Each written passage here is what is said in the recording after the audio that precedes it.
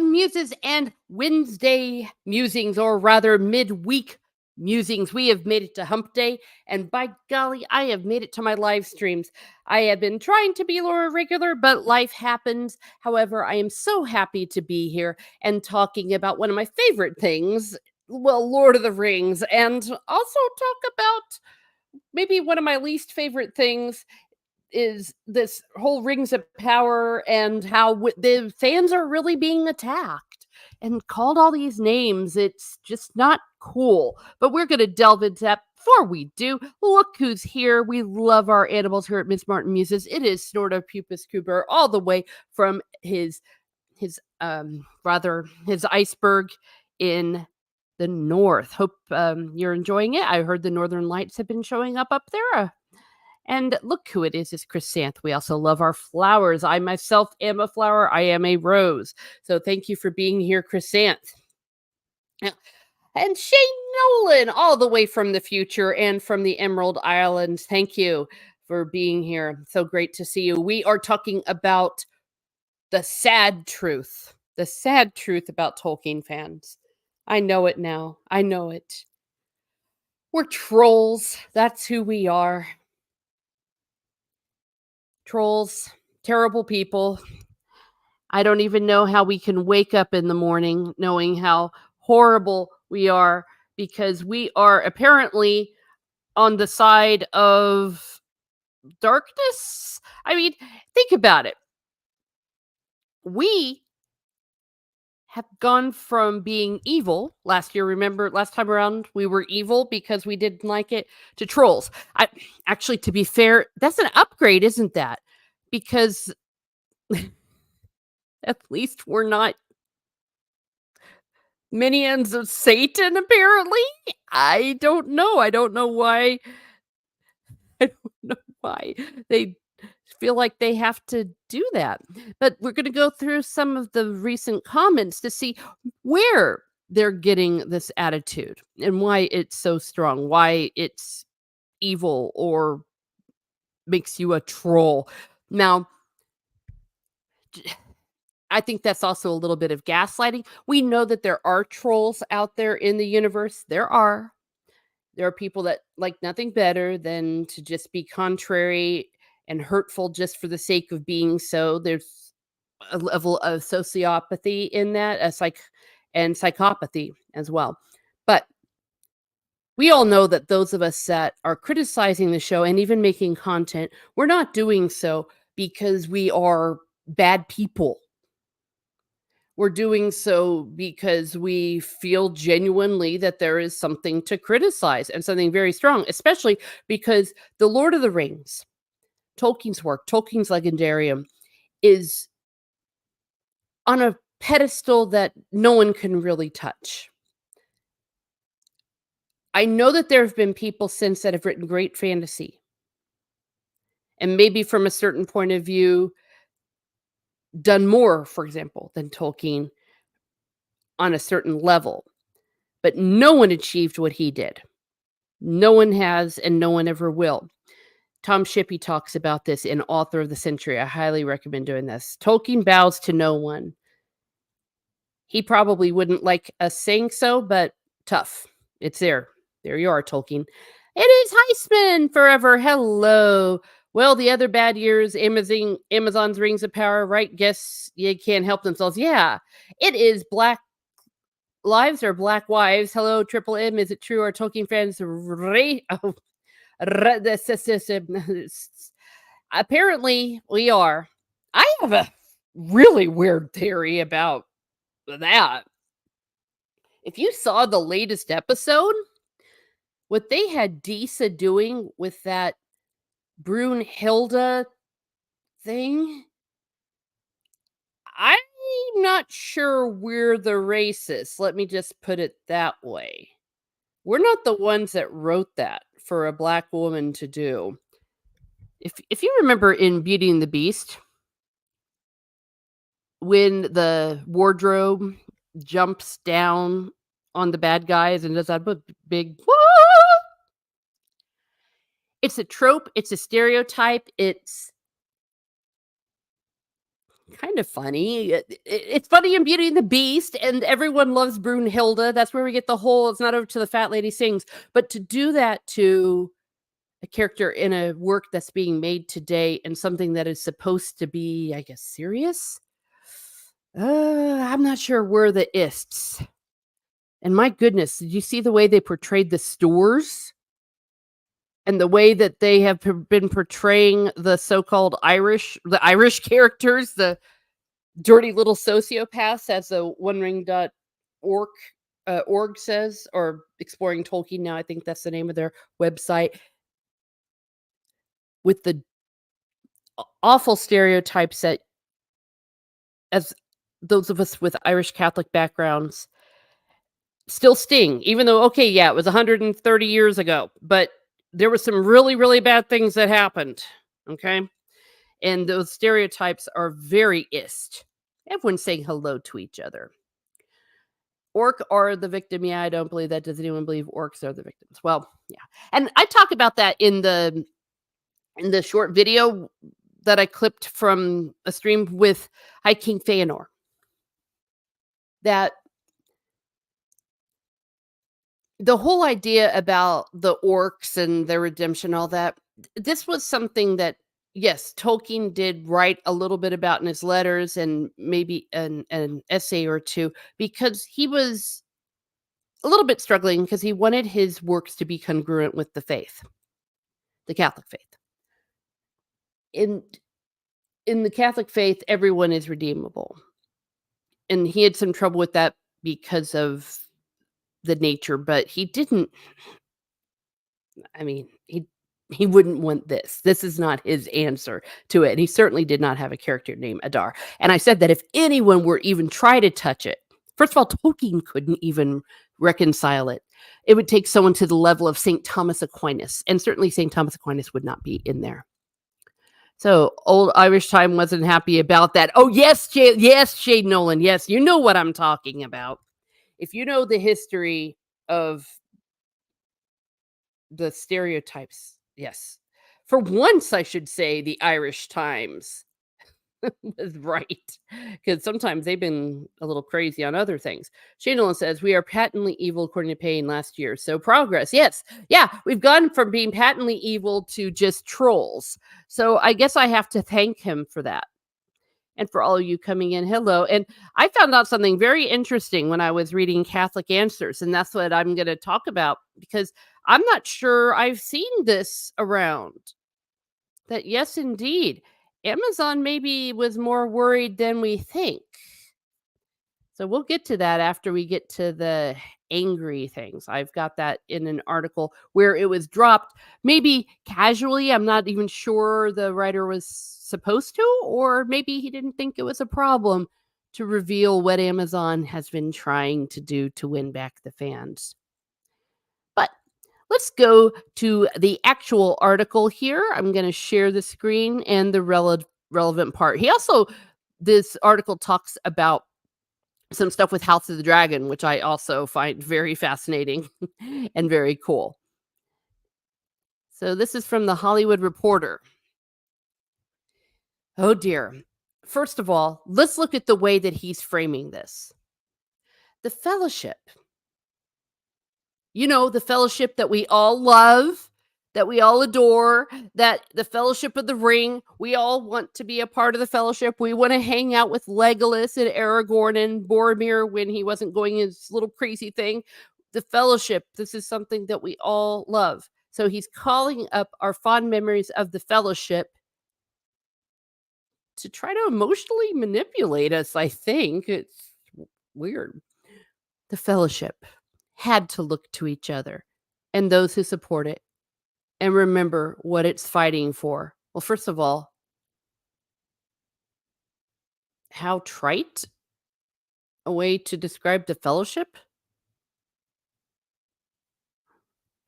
It's like, okay.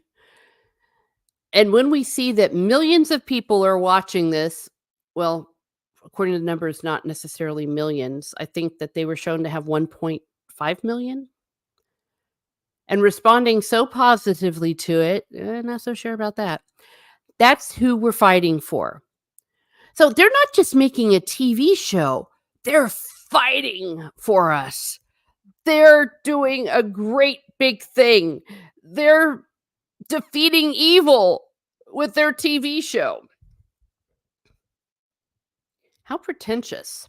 I mean, even Tolkien, I don't think would have dared to even talk about this. He, in one of his letters, he even said he was adverse to people even analyzing it because somebody had written a letter to him asking some questions because he was going to be doing a paper on it. And he's like, people are doing papers on my work. I was like, what's going on? But yes, they're fighting for us. That's who we're fighting for us because we're fighting for the fellowship. I have issues about people giving themselves titles like that too, but that's a whole other can of worms. And those who watch every episode and negatively write about it, I assume that's the fans, the people that like Tolkien, write about it on social media and make YouTube videos. Oops, that's me. We're happy to have you guys too. Okay, let's just stop there. Stop there. JD Payne, if you'd have stopped there, that would have been okay. I could have lived with that. The oh, well, we're the good guys, we're the fellowship. We're happy to have you too, even if you're writing negatively about it. I think about Adam Horowitz back when Once Upon a Time was kind of going bad and he was getting a lot of stuff. And he would always just respond, you know what, thank you for watching and thank you for letting me know how you feel about it. We're happy to have you watch our show. But no, it wouldn't be a journey through Middle Earth without some trolls along the way. Boom. There you go. Heisman, fighting for the fans. I thought fans are evil bigots. What happened to that, anyone? Well, you see, the people that like the show are the real fans. If you don't like their show, then you're not a fan.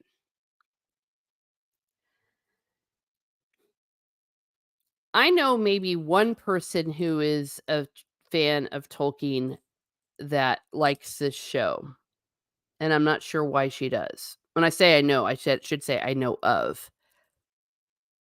But objectively speaking, if you are watching this and you are enjoying it, I guess, okay, I'm glad you're enjoying it. Congratulations. But this whole good guys versus bad guys, calling people trolls, calling people that watch every episode and negatively write about it in social media and make YouTube videos. Why do you think we do that? It's because we love Tolkien and we want people to know that this is not him, this is not his vision, and we are wanting people to go back to his books. You say you go back to the books. Sir, you're not going back to the books. We go back to the books. See, I think I know the same person. Yes. I am not entirely sure what's going on with her.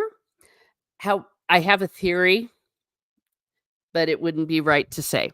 But let's just put this into context. Trolls in Tolkien's world. Where do trolls come from? I'm everybody Google. Yeah.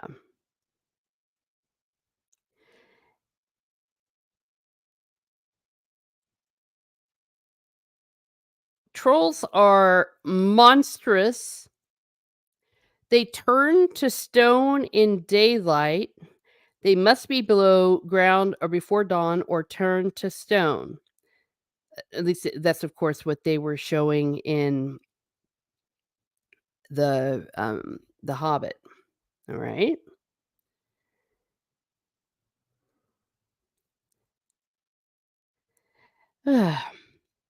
They were supposedly bred by the Dark Lords Melkor and Sauron for their own evil purpose in mockery of Ents.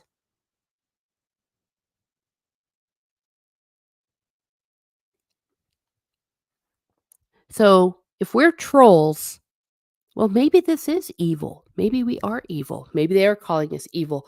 We are creatures of Melkor. I'm wondering if he knows this. So,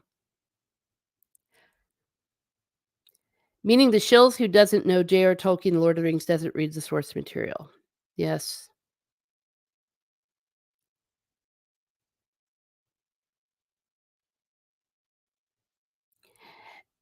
Or they are shills who sell their souls. I know how shilling works. I know what it's like to have a source.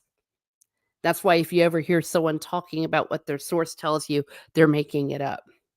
Because the moment that you reveal information your source gives you, that person's not your source. Not anymore. Yes, in Tolkien, there is version of nth. So when he calls us trolls, in universe of of Tolkien's Legendarium, that's a horrible insult. Horrific insult. Yeah, and Tolkien there's a version of this. Yeah. Thank you, Shane. Zex, hello. Thank you. Thank you for being here and thank you for the rose. Thank you for saying hi to everybody. Speaking of trolls and minions of Satan, my cat's been trying to fight my microphone off of me, but he didn't win. Yeah, my little girl who went to the great beyond, she would just sit in my lap and just hit the buttons, but my current cat attacks. Mr. Grizzly has videos. He's doing a great job. Oh, okay. Hello. Yeah, hello everyone. Yeah. So just consider that. Consider that when you're looking at what trolls are in Tolkien's world, and he called us trolls. And maybe another way of calling us evil. Um, and then they give us some details of how this season was going so far. Amanda Pizzolato is here. Hello, everyone. So, is he calling us trolls based on Tolkien's definition or by the show's definition, which is they're just misunderstood? Oh, you're right, Amanda. Maybe he's giving us a backhanded compliment. We're just misunderstood. We just need to have some love in our hearts, and we're redeemable. We've been oppressed. Hello, everyone. That's a very good point. Thank you, Amanda. Thank you for the rose. Yeah, it just struck me about that, and that's why I will be looking up sources as I do this because I am not going to be a person that pretends like I have everything in the world memorized about Tolkien, and I don't want to get it wrong. So yes, you will find me consulting notes and the like. Um, Tolkien is very much like not the same, but almost like religion, almost like the Bible. It's so big, you don't always have everything off of the tip of your tongue. I mean, not wrong, LOL. Yeah. Yeah. How is this doing well, you see, who died and made these people the custodians of Tolkien's work? Now, if you saw that Mary Sue article, I cannot bring myself to bring that one up. They're like, "Well, the Tolkien estate approved it." It's like, "Oh, of course they did." First of all, they're all dead. God bless them. Tolkien's in the great beyond. Christopher Tolkien's in the great beyond. And yeah, just like the kids of Agatha Christie, they're allowing them to do all sorts of abominations with like Miss Marple. That doesn't mean that this is Tolkien's legacy. Christopher Tolkien was the one that J.R. Tolkien put in his will as the executor of his work. He was the guardian of his everything. Also, they try to say, well, Christopher Tolkien didn't like Peter Jackson's. And I'm like, so what? Many people who were fans of Tolkien didn't like Peter Jackson's movies. There were many things I did not like about Peter Jackson's version of The Lord of the Rings, particularly things that were happened in the Two Towers. But that doesn't mean anything. It's like saying, well, Christopher Tolkien, some of those didn't like the Peter Jacksons, so it's no big deal. It's apples and oranges.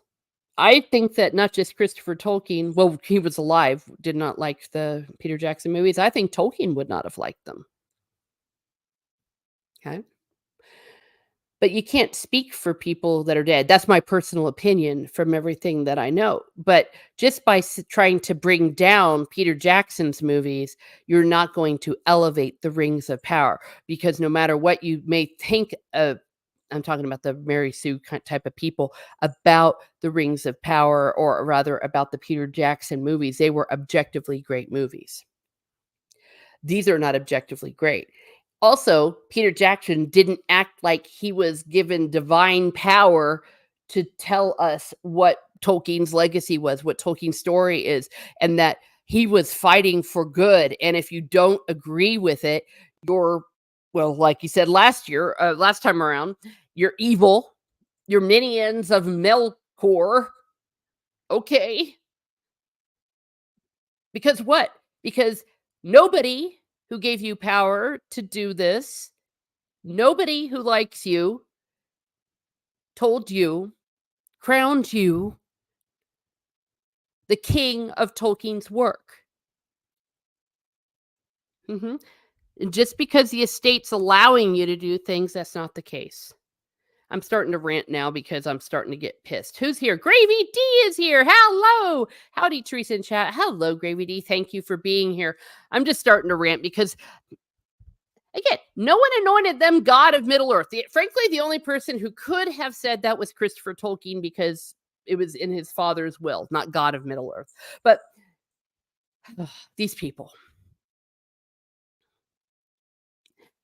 Amanda says, "Oh, I have met people on Facebook who are determined to think that The Rings of Power is better the movie than they do Tolkien better. I have yet to see it." Oh yeah, no, it does not do Tolkien better. Not at all. And I have a theory, not a theory, an insight that I think is part of the reason why this isn't as good.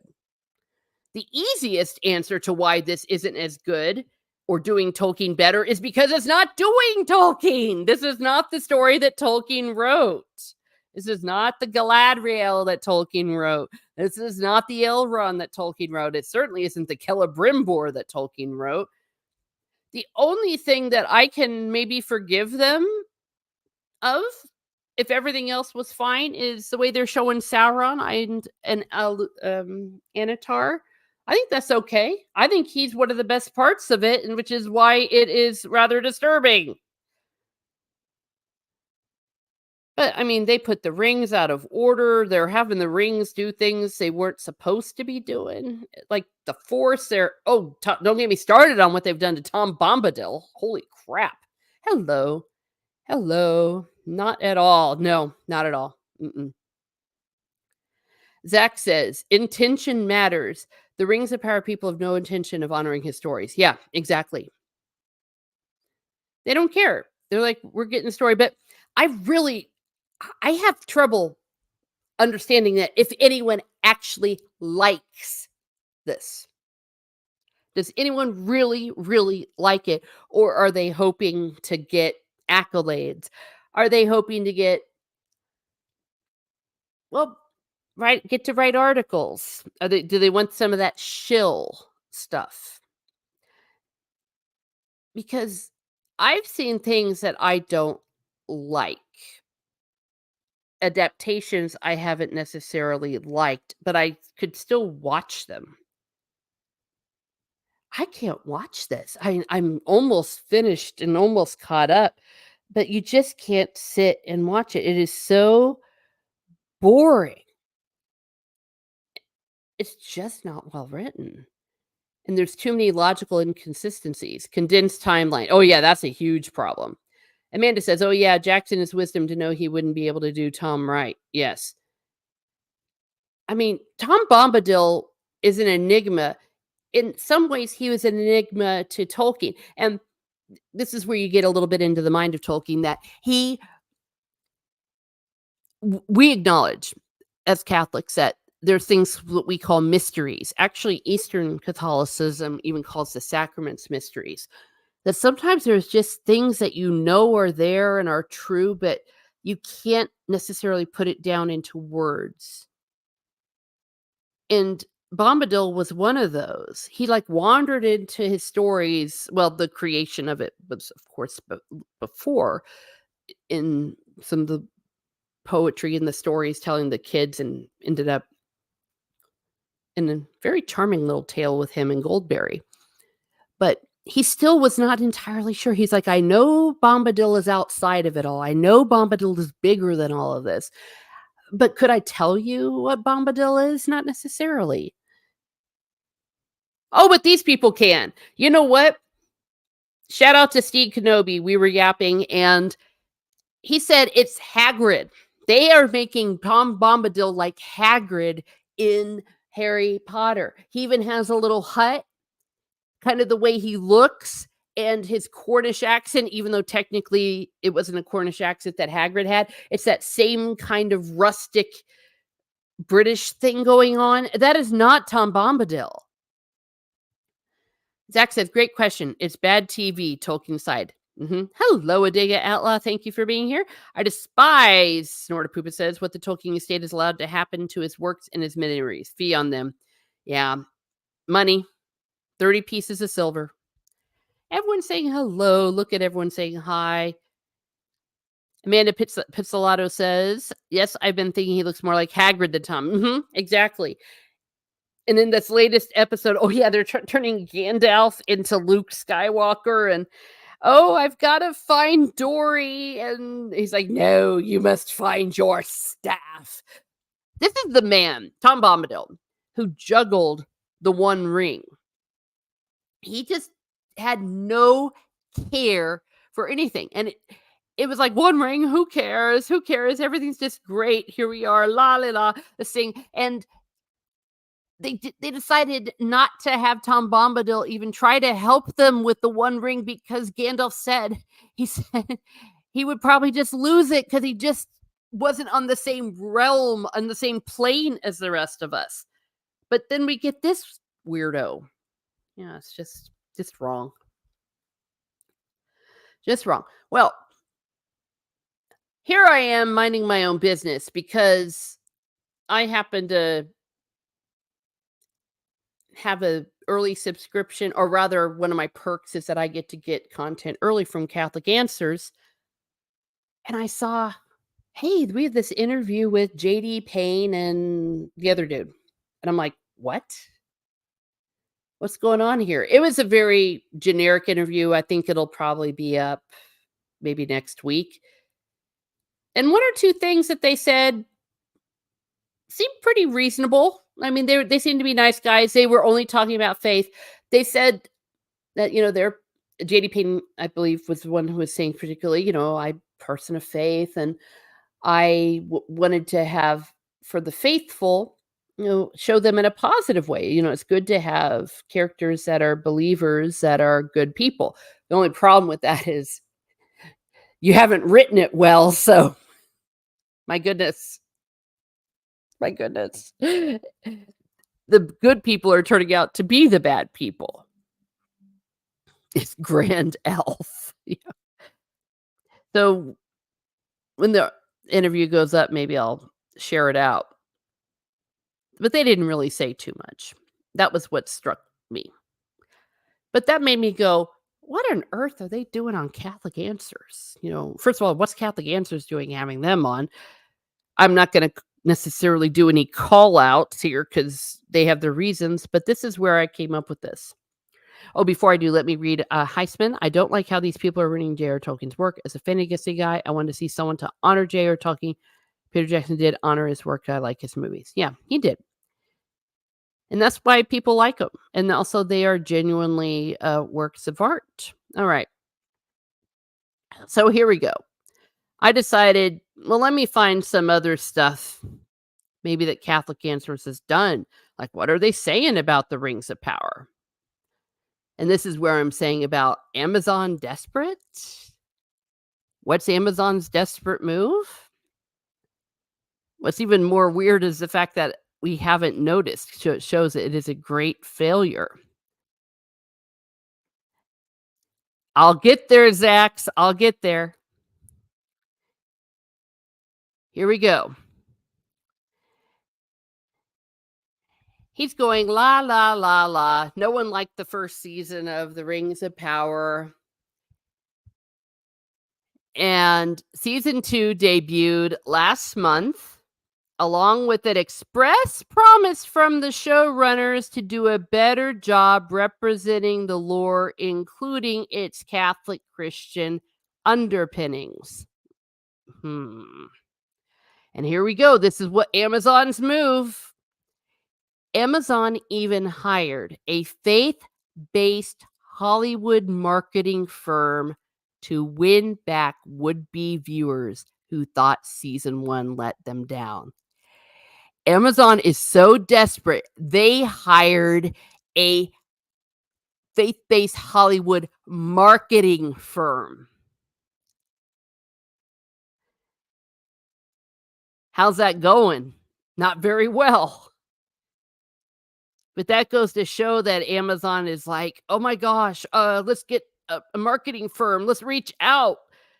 We'll get them back because we'll just tell people it's religious and all of that jazz." Well, no, it's not been successful, but I find that fascinating. I think that's an act of desperation, but we don't see any fruit to that because here's the problem. People that know the lore and everything that Tolkien has said about the Lord of the Rings and its Catholicity. They know that this is not it. This is not it. But I thought this was fascinating. I've not seen this reported. If other people have been reporting it, I don't know, but this is here. They actually have a marketing firm. So I think that that's why they ended up on it. Yes. Yep. Ooh, that's a bad move. Uh-huh. Can't erase the first season. Nope. This shows how simplistic they are in their views of Tolkien fans in general. They thought you could just slap the name The Lord of the Rings onto anything and people would just watch it because fantasy's simple. Who cares? And no, we didn't. And yes, we criticized it. And yes, we didn't join in because just because you put the name on something, just because you throw in some hobbit like creatures, that doesn't make it Tolkien. It's like saying, I'm going to go to Party City and dress up in a pretty Regency dress. And that's the same as Jane Austen's Pride and Prejudice. I'm going to go and bang on my piano, and that's the same as Beethoven's Moonlight Sonata. No. Can't erase the first season. They think fans are stupid. Yeah. So they reach out with a marketing firm to be all, "Hey kids, come watch our show. Look, it's Catholic. Look, it's Christian. It's this." And then everyone, all people of faith, all Christians, all, Catholics especially, we're going to go, "Oh, now that you've reached out to us, you've done an interview on Catholic Answers. I'm going to do that." So I'm sure that some of these outlets, you might be seeing maybe a little bit more of them, but obviously it's not working.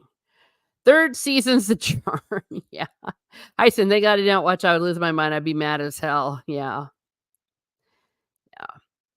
But like I said, there was nothing unpleasant about the actual interview that they gave. I mean, but it was very generic and they weren't too pointed. They were just like, "So tell us about how you approached Tolkien's Catholicism." Now I want to get to Zax's point because this then made me go dun dun dun because in this interview they were all I, we go to church, our church community every week. And I'm thinking, that didn't sound well, they don't go to mass. And I know from my Protestant days, you don't necessarily call it that either. church services, something. But there was some of the wording that was a little different. And then I looked and yes, learned that they were Mormon. Definitely Payne is Morgan. I didn't know about McKay, but for sure he is. And he's been doing a lot of interviews and stuff with Mormon magazines, which is fair. If you've got that, why not? But that also made a light bulb go off in my head. But let me get to Amanda's point. Amanda says, I like that the meme an old guy in a high school, but instead of think, hi, fellow kids, hi, fellow Catholics, Tolkien fans. Yeah. Yes, exactly. That's exactly what it is. Oh dear. I will get to that point in a second, Shane Nolan.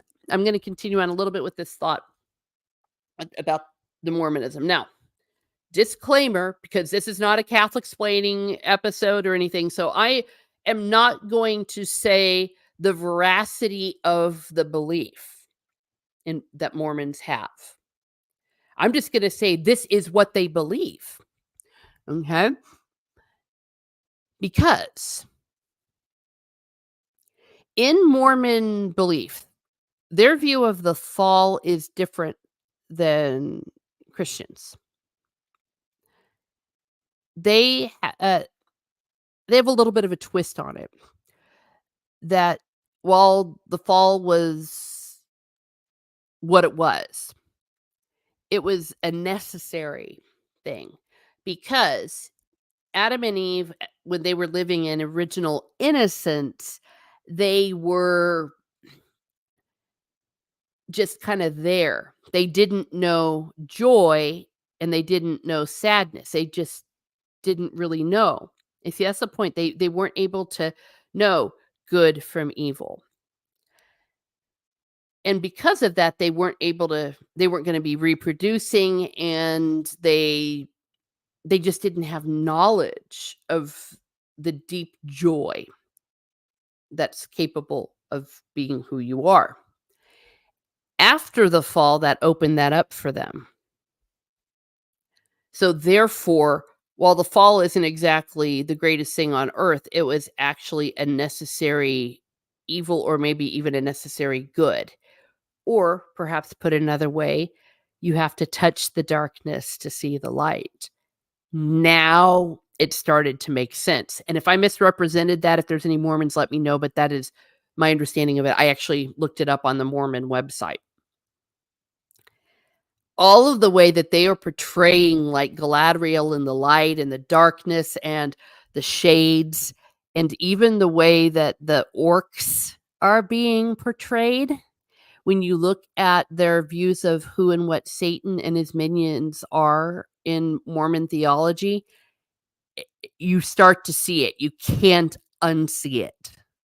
And I think that's another reason why this series seems so off, because the Lord of the Rings, Tolkien's Legendarium, is firmly rooted in Catholicism, which has a total different view of good and evil. So I think that that is an example of the incongruity. If you're trying to bring a Mormon interpretation onto that, it's the same as Mormonism versus Catholicism in our real world.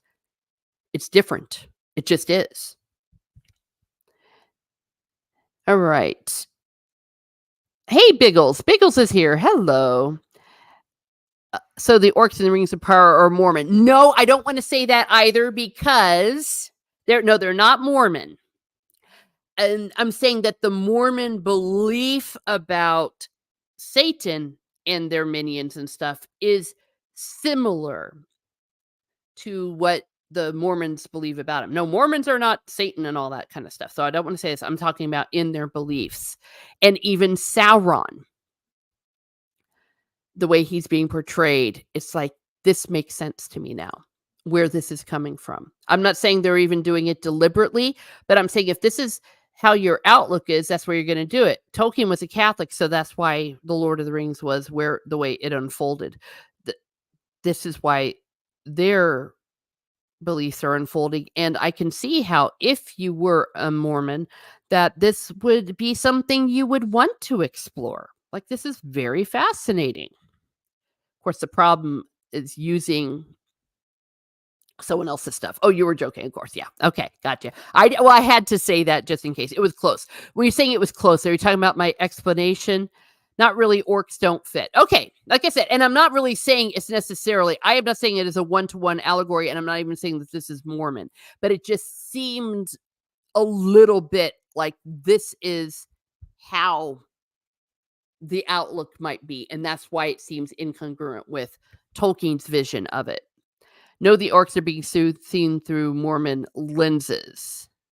Yeah. Oh, that's what I'm just saying. I'm speculating here and understand that Mormon here, not right. No, no, I understand. Thank you. That's why I'm asking. That's why I just want to make this very clear that I'm not necessarily talking about the the truth or not the truth, and that was a speculation on my part. But you said that I was close about the view of Adam and Eve and stuff. So I'm just saying that it seems to me that this could be informing them. But no, I'm not saying that orcs are necessarily one to one allegory to it. I'm just speculating that perhaps because of uh, this that they could be wanting to explore the areas and the questions that are behind it. But like I said, I am not a Mormon, so I'm not going to go much further with this theory because I am not an expert, far from it. Orcs are Scientologists. Oh no. Well, according to Wizard of the Coast, orcs are oh yeah. Yeah. People. Yeah. LOL. Yeah. There we go. Yeah. So you're saying nope. Are you saying nope to the fact about about being orcs being analogous? And like I said, I'm willing to be wrong there. I'm just thinking that that might be informing their view of it and their view of good and evil. But they also say Aragorn is black, so no one can take Wizard of the quote seriously. Well, yeah, they've changed everything. WB should do Paralos Bus. I'll jump on if you have need. Oh, okay. Well, no, thank you for that. But like I said, this was just something that just informed a little bit of the where of how do I say this?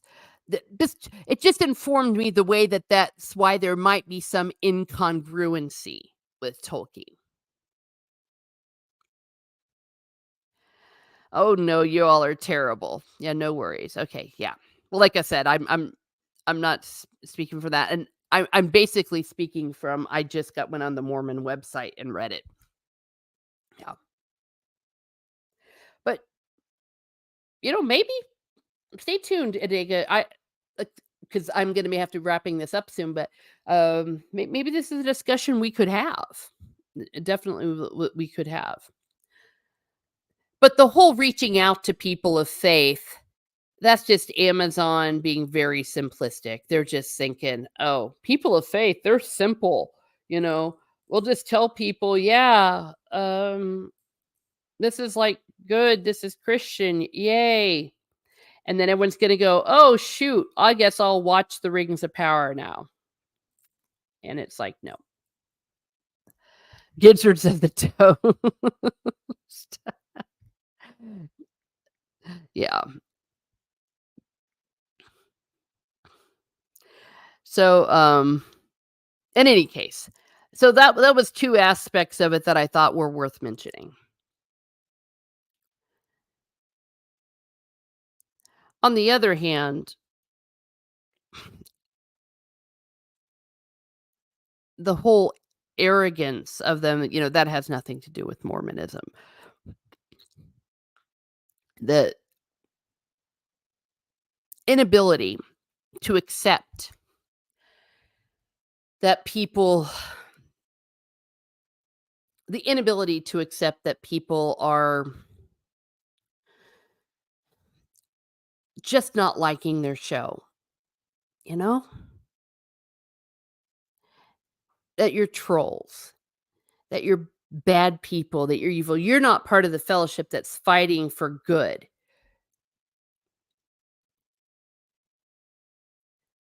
Really? No. So, is that the sad truth about Tolkien fans?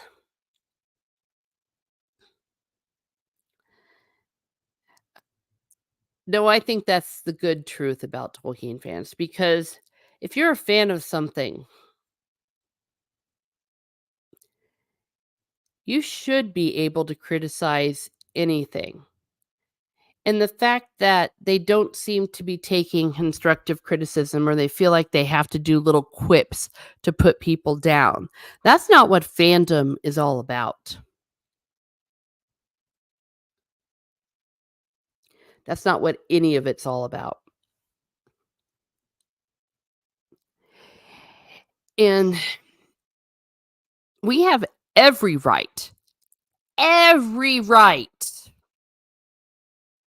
and I mean every right to criticize anything, whenever, wherever, and however. And just because you're making something like, okay, Miss Martin Muses, I am making a video or live stream right now. I'm making a live stream right now. I declare I am on the side of good. I am on the side of all that is righteous. And if you're with me on everything I say, well then you're part of the fellowship. You're just like Frodo and Sam. And if you're like, "Hey Miss Martin, I don't quite agree with what you just said." Well then you're like people that don't like the fellowship. You're like Sauron. You're like the orcs or the whatever, sorry, the trolls. You're just a troll. It's like, first of all, how mature is that? And second of all, again, no one appointed anybody the god of Lord of the Rings. Even Tolkien would not declare himself the god, small g, of Lord of the Rings. Yeah, yep. Oh, I'm not sure what the yep is, but thank you. Muses, would you tell the shower of rings of the powers and not you're not a troll and have the right to criticize the show is bad? Well, exactly. That's what I would say. No, no, no. All you need to say is I am go I am good. Or apparently I could go "Ah," and bats could fly for me.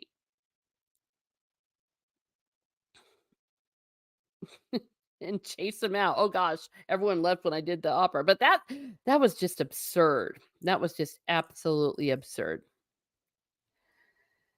What was there? Okay, so those were my thoughts on that. Oh, I wanted to go back to the point about the Wuthering Heights. I guess I'm okay about Wuthering Heights.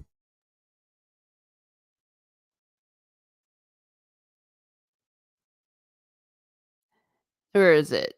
Miss Martin, did you hear about the new Wuthering Heights with Margot Robbie? First of all, Margot Robbie is an amazing actress.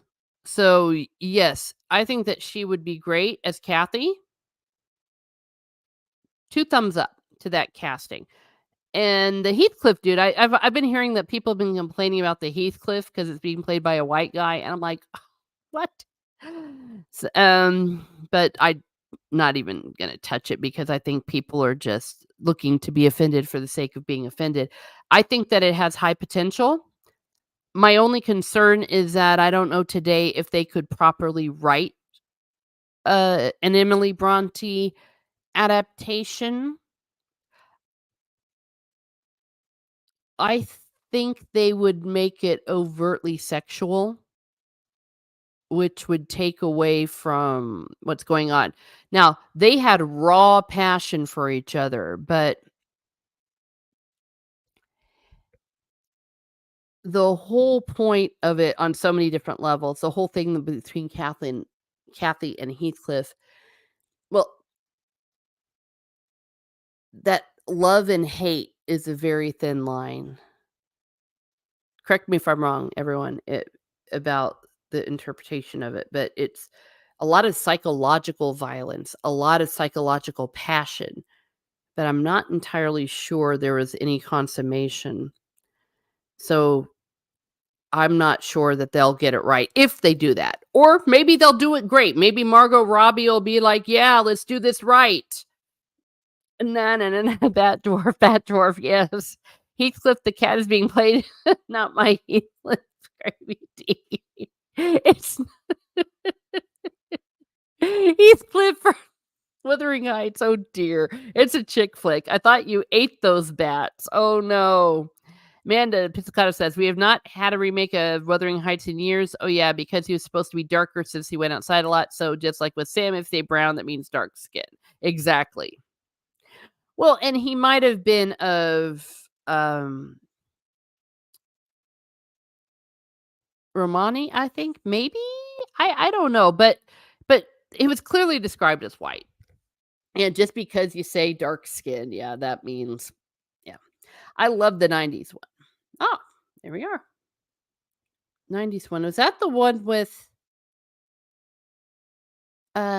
Jude not Jude Law? I don't know, I forget who was in that one.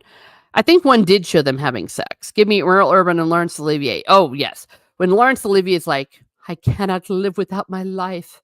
I cannot live without my soul." Good stuff.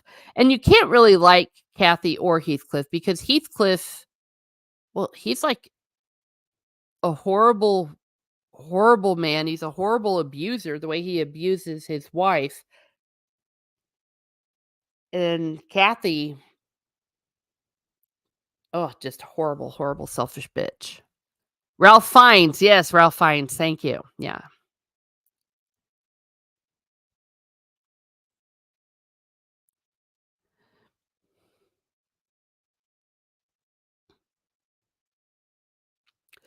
So that's something maybe to look forward to. I'm just going to watch it with great interest. Same way I'm going to be watching the Narnia with great interest. I mean, how are they going to be able to do it? I don't know. I don't know. Amanda Pizzolato says, even then, Romani is not as dark as South Indian, hence why I think they could be mistaken for Spaniard or Irish, but what do I know? Yeah. Well, yeah, I mean, he definitely was dark, that's how he was described, but he was also described as white. I mean, it's a thing because I mean, not to go too much into it, this is where sometimes some of the way these shows that do race blind casting do a disservice. It's a truth, an unpleasant truth that they would not have been welcome in society, even with money. I mean, there were some exceptions, but not a lot. Shane Nola says, "Oh, Miss Marple, did you mean the one last year?" I don't know about the one last year. I quit watching them, but there was a new series that started. It was called Marple, where they totally changed up her character and they made it different endings. Like they changed the ending of who the murderer was in their stories. Also, they took other novels that Agatha Christie wrote and put Miss Marple into them instead of, for example, the lesser known detectives that were the stars in it. It was terrible. Did you watch his Dark Material? Says Adega Outlaw. I got hooked at first, but it went fully anti-Catholic Christian. I ended up hating it. Yes, that's why I didn't. Because, well, as you know, Adega, when you're watching something, if they're going to sit and bash you, well, what's the point of watching? And of course, yeah, they all denominations, all manifestations of Christianity, they was very negative, but they were not courageous enough to do it to other religions, were they? Oh yes, I know that one. Yeah, that's why I hated the books. Yeah, well, it's I don't know. It's not entertainment. It's just not entertainment if that is gonna be the villain. Hi, I'm gonna read this book and I'm gonna really enjoy it, and then people are gonna tell me how I'm a horrible, horrible, horrible person and evil and all sorts of stuff. It just fascinates me why they're so anxious to be anti-Christian, so anxious to tear down what is good and holy and beautiful. I mean, make your own stories and stuff, but do you have to go out of your way to make other people look so badly? Because in general, if you if you are going about minding your own business and tearing someone down, anyone down for whatever reason, this is something that I was taught. You are always going to look bad. Even if you're right, you're going to look bad.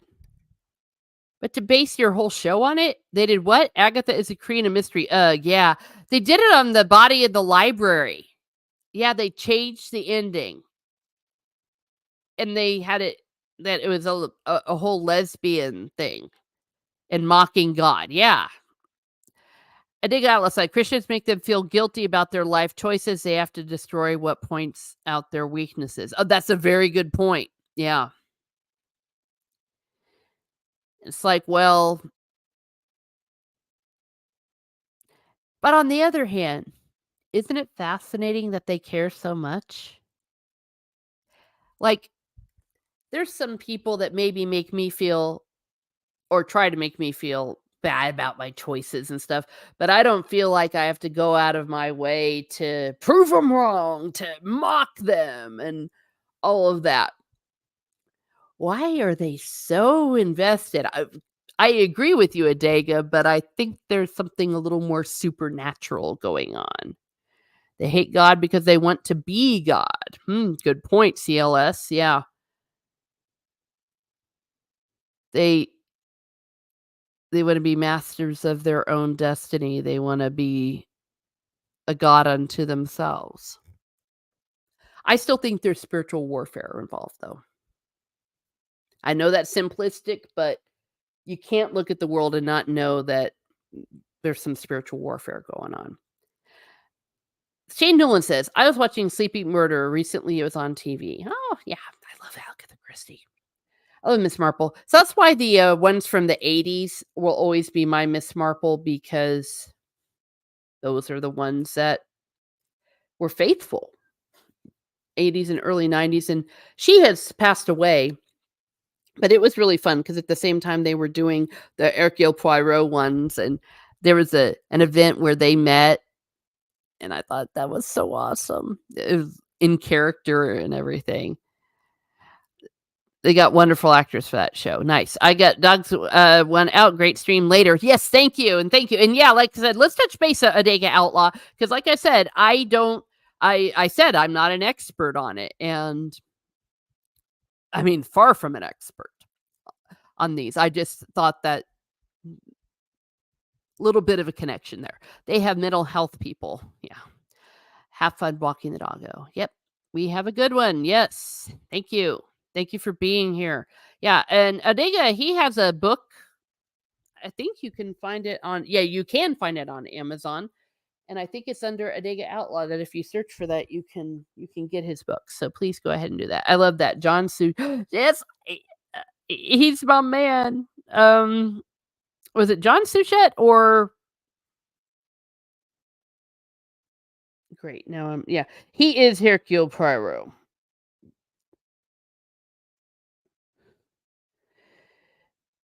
Um, he is also a Christian. Um, one of the coolest things ever was it's David Suchet. Around Christmas time, he did a reading at a church a few years ago in England. He's Church of England, and he read the Christmas story. You can get it online. Oh, it's so beautiful. Yeah, everyone's saying goodbye to yeah. All right. Well, and I'm going to wrap up this party. Hey, thank you all for coming to my musings today. And I hope that you will enjoy yourself and that you did enjoy yourselves. And if you liked what you saw, you heard, or if you didn't like what you heard, you saw, go ahead and give me a like, share, and a subscribe and comment too in the chat. And David, sorry, his brother is on ITV News anchor. Oh, I did not know that. James Earl Jones loved doing the Bible. Oh my gosh, can you imagine him reading the Bible? Take care. Yeah, I think that Mara Jade is going to be doing a stream tonight, and Zach's usually does a stream on Wednesday night. So everyone, please go ahead and do so. So Have a great day, everyone. Have a great day and be certain to never be a troll in real life, but not using the definition of troll from the showrunners for The Rings of Power.